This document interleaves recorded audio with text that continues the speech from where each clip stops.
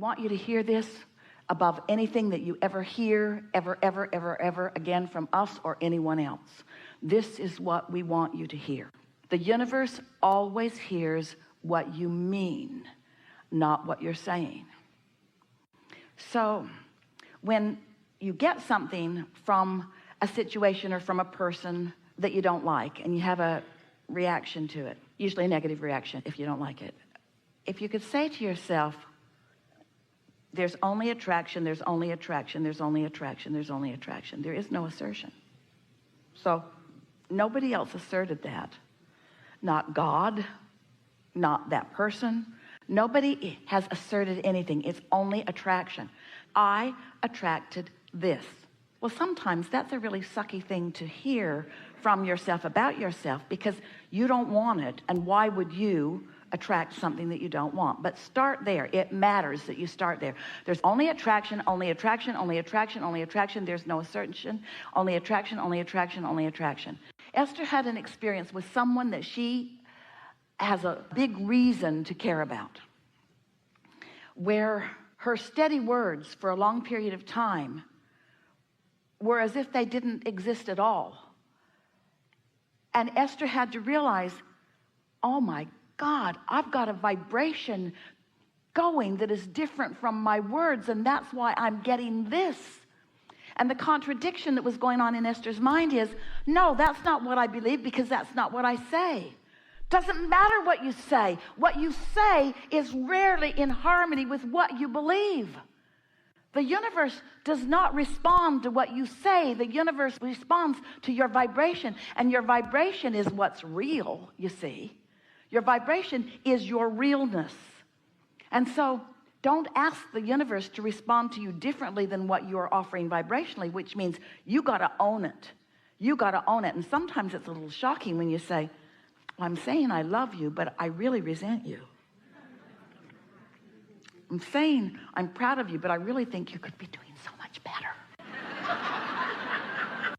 I say I want to be with you forever, but really, I don't care if I ever see you again right now, because I am so mad at you.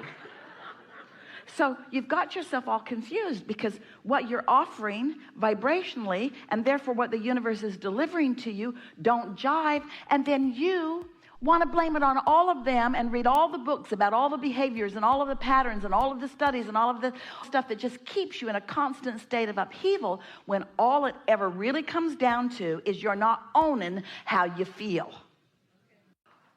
Sometimes what you feel is the right thing. Sometimes that is an asshole. And so for you to try to make yourself the wrong one because you want to be spiritual, so you want to own how you feel. Now, here's where it gets clear. Your inner being does not feel that way about them. You do. You don't want to feel that way about them, but you do. You got some aligning to do with your inner being that doesn't have anything to do with them.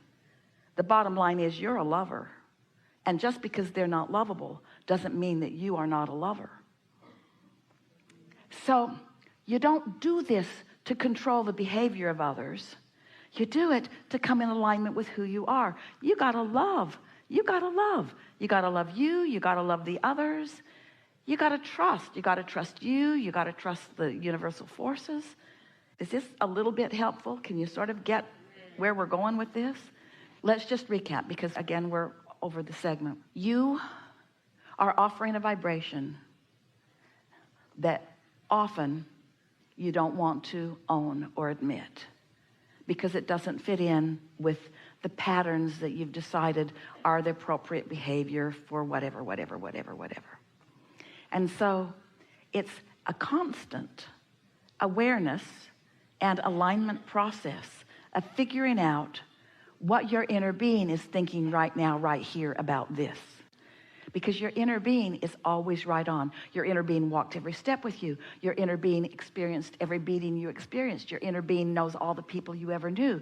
Your inner being knows all those ups and downs that you lived. Your inner being knows what you launched, the rockets of desires, every single one of them. And your inner being rode the rocket every single time and took the evolution that your life produced for you. Your inner being just got there first. So your inner being stands in this attitude of enormous appreciation of the life that you've lived and the expansion that you've caused, and holds that vibration so steady that you can't miss it. And when you use words to deceive yourself of what you're really feeling, you can't get back on track. Did you hear what we just said? If you're pretending through your words and action that you mean something different than you really do, then you're not ever going to sort it out. There's two ways to know what your vibrational offering is. One is what's coming back to you, and the other is how you feel. So once you own that, and when you don't feel good, you know that there's only one thing to do. We want you to hear this so much. When you don't feel good, what does that mean most to you in the whole world? What does you not feeling good mean mostly? It means right now your inner being feels really good. Because when you don't feel good, that's evidence of the existence of your inner being who feels different than you feel, because you've got yourself deprived of that. Did you hear it?